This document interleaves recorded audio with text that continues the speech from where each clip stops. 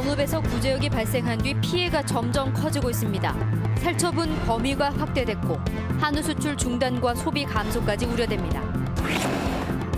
구제역 백신의 항체 형성률은 90%가 넘지만 정읍 구제역 농가는 불과 5%로 나타났습니다. 농가와 지자체의 허술한 관리가 의심받고 있습니다. 정부를 비판하는 시국선언에 참여했던 교사 가운데 26명이 퇴직 때 받는 훈포장을 지급받지 못하게 됐습니다. 교육계 블랙리스트 논란이 일고 있습니다. 전주의 한 식자재마트 업주가 잠적해 거래하던 납품업체 등 100여 곳이 십수억 원의 피해를 본 것으로 추정되고 있습니다.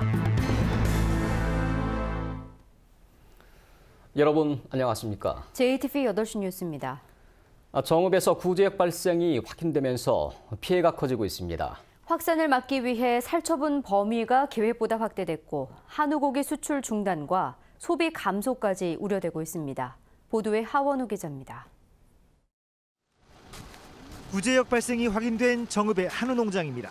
농장에 있는 소들을 매몰하기 위한 작업이 한창입니다.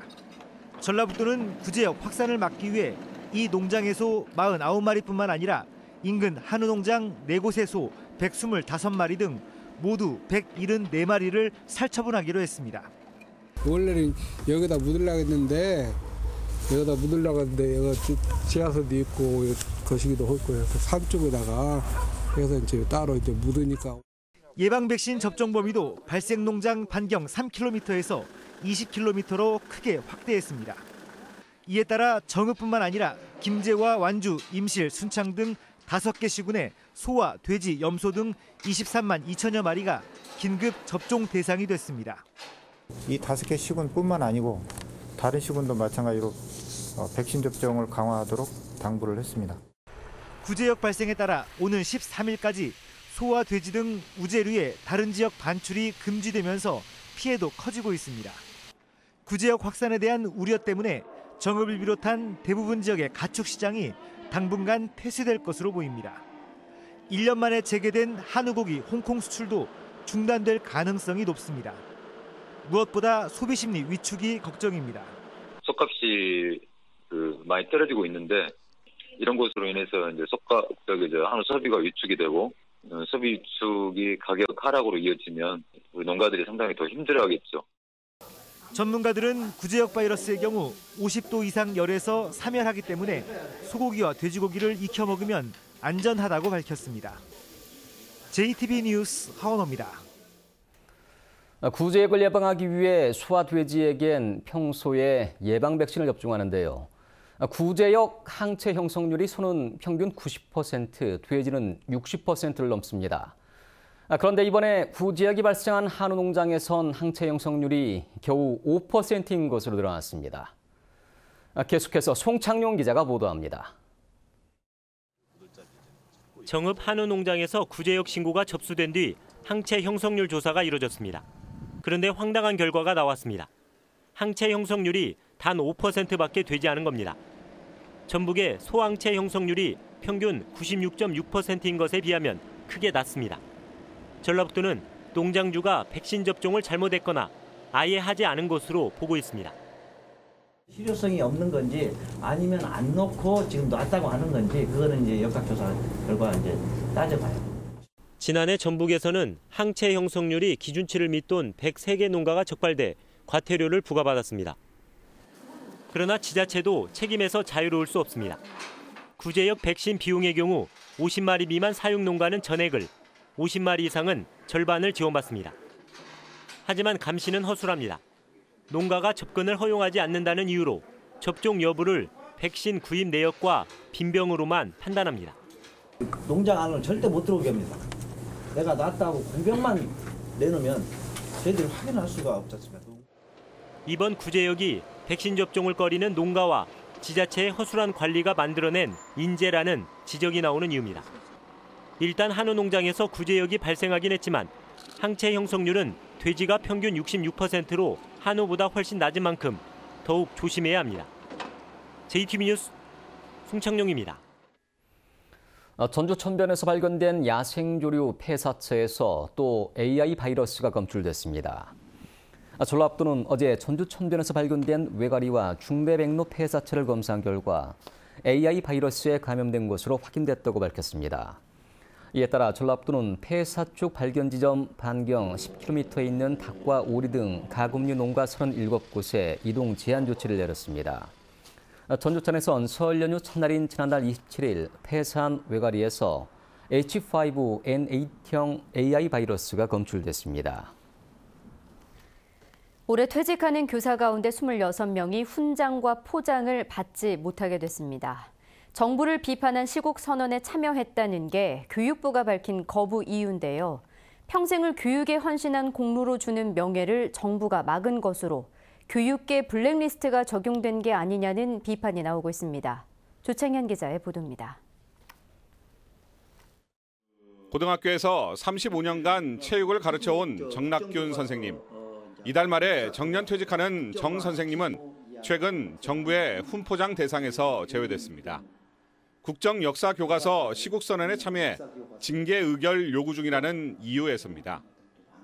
굳이 안 주겠다면 안 받겠다. 그런 생각이 이제 강했죠. 이런 것들을 갖고 선생님들의 그 하나의 그 자질이나 교육 철학 이런 부분에 흠집내기식이라면 저희들은 당연히 그냥 거부하겠다. 그렇게 생각을 합니다. 현행 법규상 퇴직하는 교육 공무원은 재직 기간에 따라 훈장과 포장, 각종 표창을 받게 됩니다. 그런데 이달 말에 퇴직하는 도내 213명의 교사 가운데 26명은 훈포장 대상에서 제외됐습니다. 모두 국정교과서와 세월호 관련 시국선언에 참여한 교사들입니다. 전북의 훈포장 제외 대상 교사 수는 서울에 이어 두 번째로 많고 교원 수 대비 전국에서 가장 높은 비율입니다. 지난해 8월에도 도내에서는 13명의 퇴직교사들이 국정역사교과서 시국선언과 관련해 징계 요구가 됐다는 이유로 훈포장을 받지 못했습니다.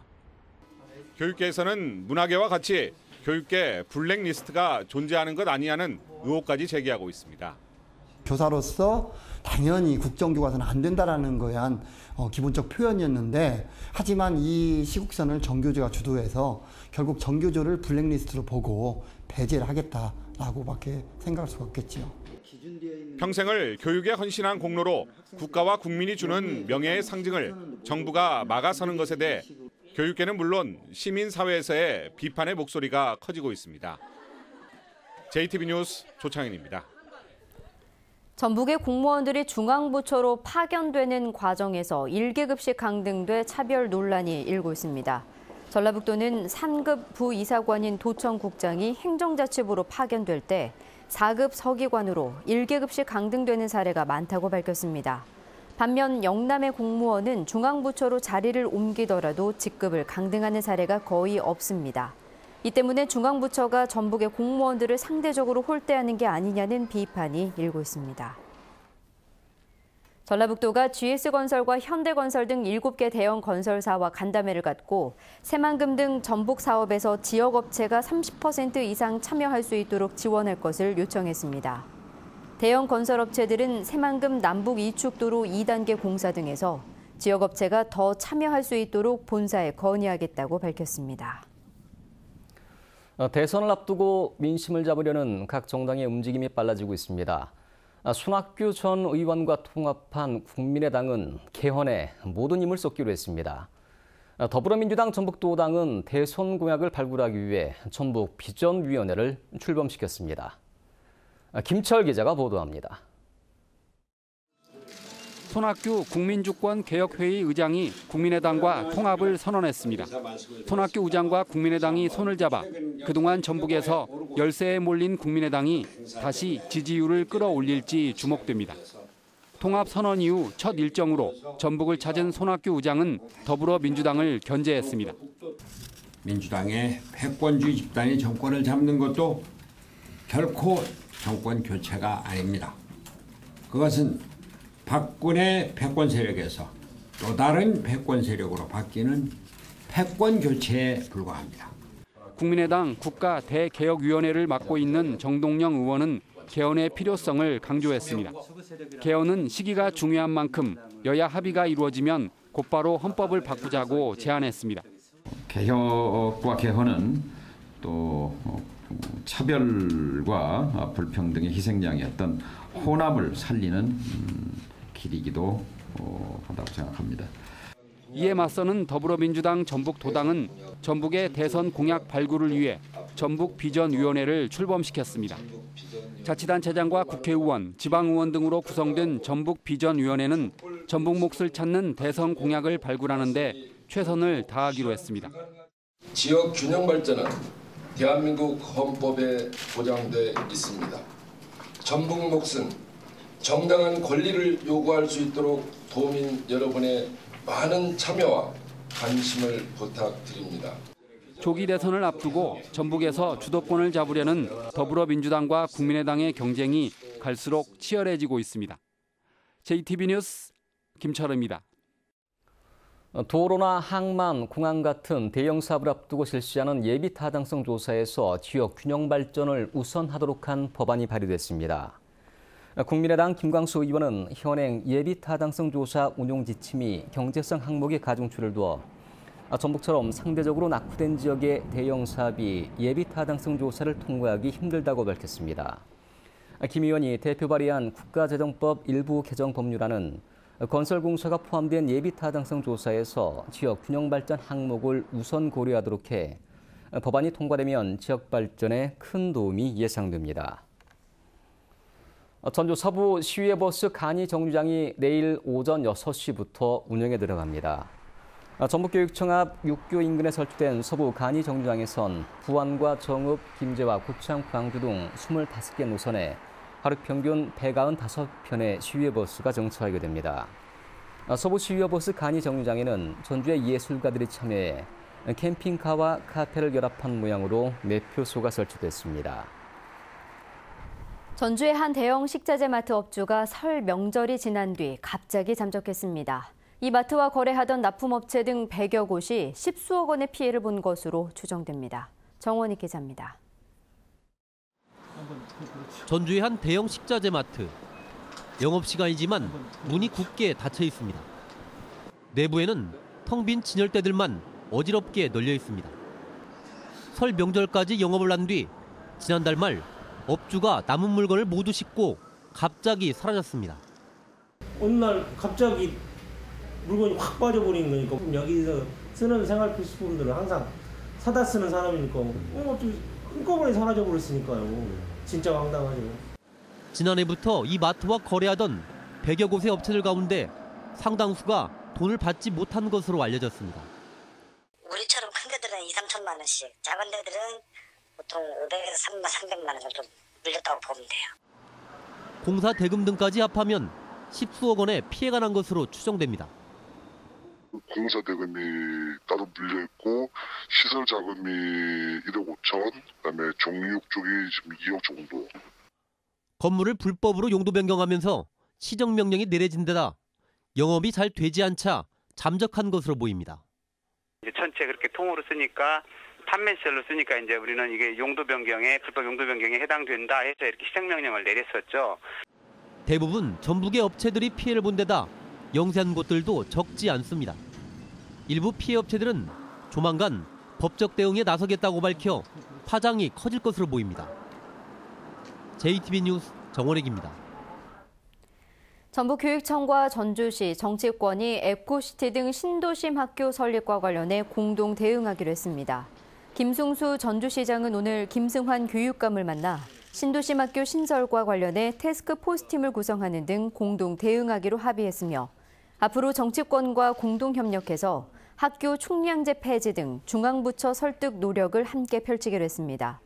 국회 정동영 의원도 교육감과 면담을 통해 신도심 학교 신설은 사실상 전국적인 문제인 만큼 국회 차원의 대응이 필요하다며 이달 중 국회 상임위원회 차원에서 논의가 이루어지도록 노력하겠다고 밝혔습니다. 전북기자협회가 유력 대선 주자를 상대로 전북의 현안을 묻는 초청 토론회를 개최합니다. 기자협회는 오는 12일 문재인 전 더불어민주당 대표를 시작으로 14일에는 안철수 전 국민의당 대표, 18일 이재명 성남시장, 22일 유승민 바른정당 의원, 25일 안희정 충남도지사를 불러 지방 분권과 균형 발전, 전북의 현안 사업 등에 대한 질문을 던질 계획입니다. 기자협회는 대선 주자 가운데 최근 실시된 여론조사에서 2% 이상의 지지율을 얻은 후보를 초청 대상으로 삼았다고 밝혔습니다. 지난해 전라북도에서 농산물 안전성과 관련해 모두 57건의 위반 사례가 적발된 것으로 나타났습니다. 국립농산물품질관리원 전북지원은 지난해 6,100여 건의 농산물을 수거해 잔류농약 등의 유해물질 조사를 벌인 결과 모두 57건의 위반 사례를 적발해서 출하를 연기하거나 폐기 조치했다고 밝혔습니다. 농산물품질관리원은 올해는 로컬푸드에 대한 신뢰도를 더 높이기 위해 지난해 534건이었던 로컬푸드 조사 물량을 820여 건으로 대폭 확대할 계획이라고 밝혔습니다. 익산경찰서는 상습적으로 필로폰을 투약한 혐의로 45살 김모 씨를 구속했습니다. 김 씨는 지난해 1월부터 최근까지 부안에 있는 자신의 집 등에서 5차례에 걸쳐 필로폰을 투약한 혐의입니다. 김 씨는 몰래 필로폰을 탄 맥주를 아내에게 마시게 한 혐의도 받고 있습니다. 오늘 오후 2시 반쯤 전주시 중화산동 가구거리에서 60살 이모 씨가 몰던 승용차가 앞서 있던 차량을 잇따라 추돌한 뒤 가구점으로 돌진했습니다. 이 사고로 이 씨 등 5명이 가벼운 부상을 입고 가구점 유리가 파손됐습니다. 경찰은 운전자 이 씨를 상대로 정확한 사고 경위를 조사하고 있습니다. 오늘 낮 12시쯤 전주시 평화동에 있는 식당에서 불이 나 소방서 추산 1,800만 원 상당의 재산 피해가 났습니다. 화재 당시 식당 안에는 손님과 종업원 수십여 명이 있었지만 모두 대피해 인명 피해는 없었습니다. 경찰과 소방당국은 식당 2층 주방에 있는 전기튀김기에서 불길이 시작됐다는 목격자의 말에 따라 정확한 화재 원인을 조사하고 있습니다. 오늘 오후 5시 20분쯤에는 전주시 송천동의 한 대형 쇼핑몰에서 불이 나 시민들이 대피하는 소동을 빚었습니다. 전북은 오늘 장수가 7.4도, 전주는 6도까지 올랐습니다. 내일은 대체로 맑다가 오후부터 구름이 많겠습니다. 아침 최저 기온은 영하 6도에서 영하 3도, 낮 최고 기온은 3도에서 5도로 오늘보다 조금 낮겠습니다. 오후부터는 바람이 점차 강하게 불겠습니다. 목요일인 모레 오후 늦게부터는 눈이 내리기 시작해 금요일까지 이어질 것으로 보입니다. 전주기상지청은 내일과 모레 사이에 황사가 나타날 가능성이 있을 것으로 내다봤습니다.